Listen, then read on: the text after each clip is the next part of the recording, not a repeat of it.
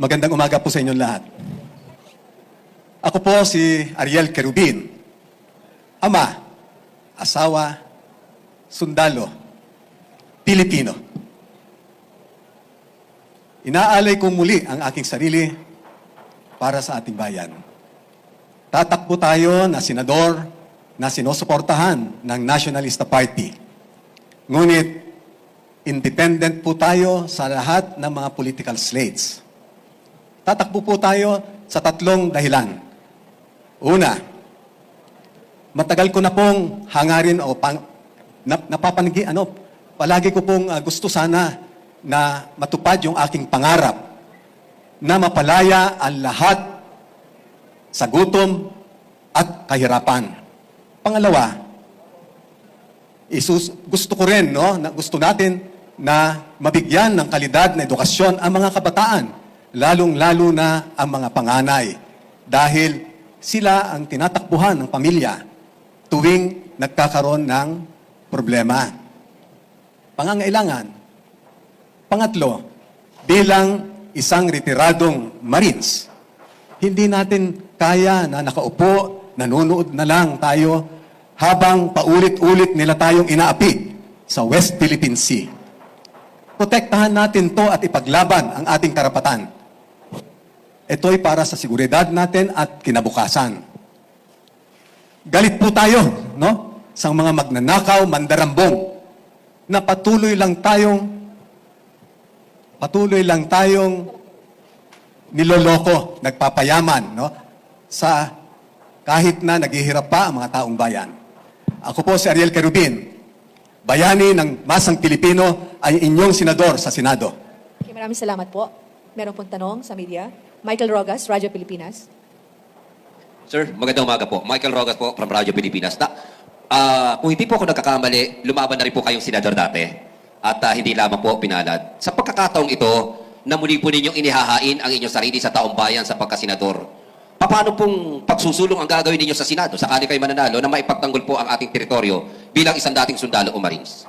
Sabi ko nga po, totoo yan. Tumakbo tayo noong 2010. Nasa loob po tayo ng kulungan. At ang konsuelo ko lang noon, pwede naman pala tayong manalo noon. I was considered winnable. Going back to your question, alam nyo, yung pipirmahan na lang o napirmahan na self-reliant defense posture program natin. That's a welcome development. Kasi ito ang magbibigay sa atin ng kung anong direksyon, kung ano dapat i-modernize natin dahil napabayaan natin ang mga defense and security forces dito. Gaya ng Coast Guard, Philippine Navy, Air Force, even yung maritime natin at even yung BIFAR. Yung SRDP na yan, alam niyo, dapat isulong natin kasi dapat kaya natin manindigan. Alam niyo, hindi dapat tayo na forever na nagdidepend sa isang superpower. Kung kaya natin na magsarili tayo, kaya natin tumindig sa ating sarili, napakaganda ng Pilipinas kasi yung strategic location niya, pinag-aagawan ng mga superpowers, Mas marami pa tayong makukuha ang concession sa kanila. Kasi whoever, the Philippines, whoever, kung sino man yung magsasaydan o bibigyan ng suporta ng Pilipinas, kinokontrol niya yung Asia Pacific. So, yun muna, Dapat i-modernize natin. Kasi ang labanan dito, it's all preponderance of forces. Ikaw ba, 2 lang ang barko mo, 100 yung barko doon. Kaya mo bang lumaban? Yes, sir. Nakita ho namin kanina si General Magalong, sinamahan po kayo. Ano po yung naging usapan or paano kayo nagtagpo sa isang sitwasyon para ho sa gayon ay ibigay naman po yung suporta niya po sa inyo? At gaano po kalaki ang maitutulong po sa inyo ni Mayor Magalong sa inyo pong kampanya? Alam ho ninyo, kaming dalawa ni Mayor Magalong ay nakulong dahil sa korupsyon, laban sa korupsyon. At ako'y naniniwala sa kanyang advokasya at paulit-ulit ko sinasabi ito na the best antidote to insurgency, violent extremism, and even terrorism, it's good governance aided by a well-disciplined men in uniform.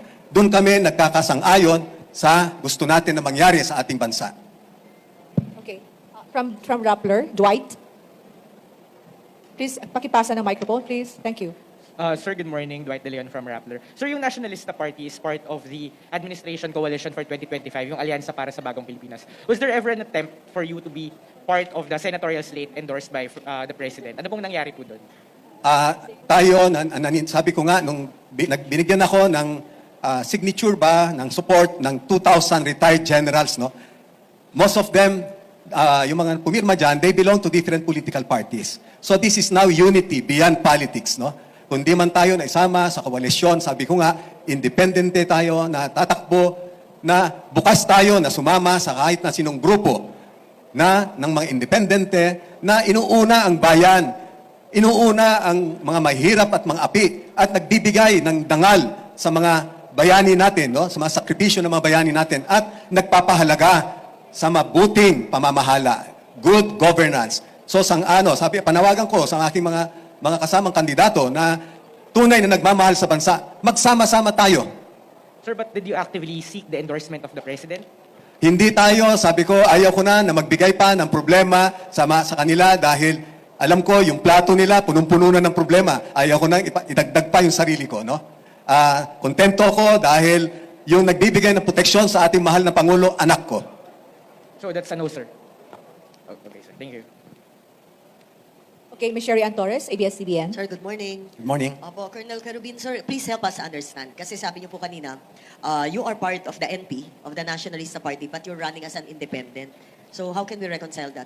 Let me correct you with that. No? I'm being supported by the Nationalista Party, but I am independent from all these political slates. Remember, wala tayo sa koalisyon, wala tayo sa ibang ano. Pero bukas tayo, no, sa kahit na sinong grupo, later on na mga independents, na sabi ko nga, inuuna nila yung pagmamahal nila sa bayan. No? Inuuna nila yung kapakanan ng mga mahihirap at mga api.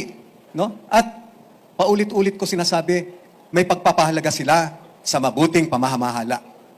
Sir, as to what extent yung ine-expect or committed na support ng NP sa inyo? Well, I presume, no, lahat ng mga kapartido ko all over the country will support my candidacy.